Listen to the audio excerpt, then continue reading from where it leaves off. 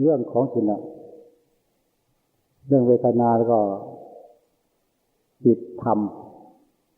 คำว่าจิตตัวนี้เป็นสภาพที่ไม่มีตนไม่มีตัว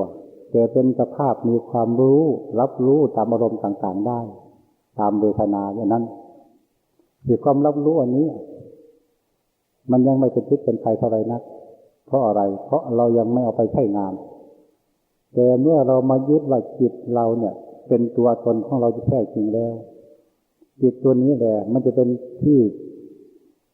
หมักหมมหรือเป็นที่กรอบที่รักษาไว้ซึ่งกิเลสตัณหากิเลสตัณหาน้อยใหญ่ที่มันเกิดกับจิตใจของเราจะเป็นความรักก็ดีความชอบก็ดีความชังก็ดีความโลภความโกรธความหลงก็ดีมันอยู่ที่จิตของเราเหมือนในจิตของเรามันยังเฝือกันอยู่ในกิเลสตัณหาทั้งหมดจึงแยกจากกันไม่ได้เดี๋ยวมันอยู่กันอย่างไรเราจะรู้กันในเรื่องธรรมอารมณ์คือเวทนาตัวนี้เป็นสิ่งที่บอกเหตุไว้แล้วว่าอารมณ์ของจิตทั้งหมดนั้นที่เกิดขึ้นจากจิตโดยตรงการที่ออกมาเรื่อง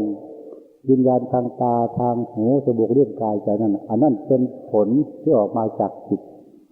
อารมณ์ต่างๆที่ชอบใจหรือไม่ชอบใจก็เกิดมาจากจิตเมื่อสิ่งเหล่านี้เกิดมาจากจิตอย่างไรอาการของจิตก็ย่อมแสดงออกมาอย่างนั้นก็เหมือนกับไฟท้ายของรถถ้าไฟท้ายของรถถ้ามันมีสีเหลืองเมื่อเรากดไฟเข้าไปแทนที่ไฟมันจะเป็นสีขาวเหมือนเดิมมันก็ไม่ขาวมันก็เหลืองตามไฟท้ายรถไปถ้าไฟท้ายรถมันเป็นสีขาวก็ต้องสีขาวไปถ้าไฟท้ายรถมันเป็นสีเขียวก็ต้องเขียวไปนี่คือส่วนประกอบของไฟท้ายรถทำเป็นไปตามสีออกแสดงมาตามสีนี่จิตเราก็เหมือนกันถ้ามีกิเลสตัวไหนที่มันไปแฝงเข้าในหัวใจเขาไว้แล้วการแสดงออกมาทางใจมันก็เป็นลักษณะเป็นไปตามกิเลสตัวนั้นไปถ้ามันมีความโลภเกิดขึ้นภายในใจการแสดงออกมาทางใจก็เป็นอีกรูปหนึ่งถ้าความโลภความโกรธความหลงอะไรเกิดมาจากใจนั่นก็แสดงออกมาอีกรูปหนึ่งถ้าคนมีความทุกข์ใจหรือมีความสุขใจมันก็เรื่องของใจก็แสดงออกมารูปหนึ่งมีอารมณ์เหล่านี้เราควรจะเข้าใจเอาว่าเกิดมาจากจิตโดยตรงถ้าเราจะพิจารณาจิตสอนจิต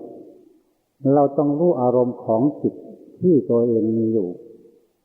อารมณ์ของจิตเป็นลักษณะอย่างไรเพราะให้ทำความเข้าใจคือว่าจิตเราก็เป็นลักษณะอย่างนั้นมีการสอนจิตสอนตรงเท่านั้น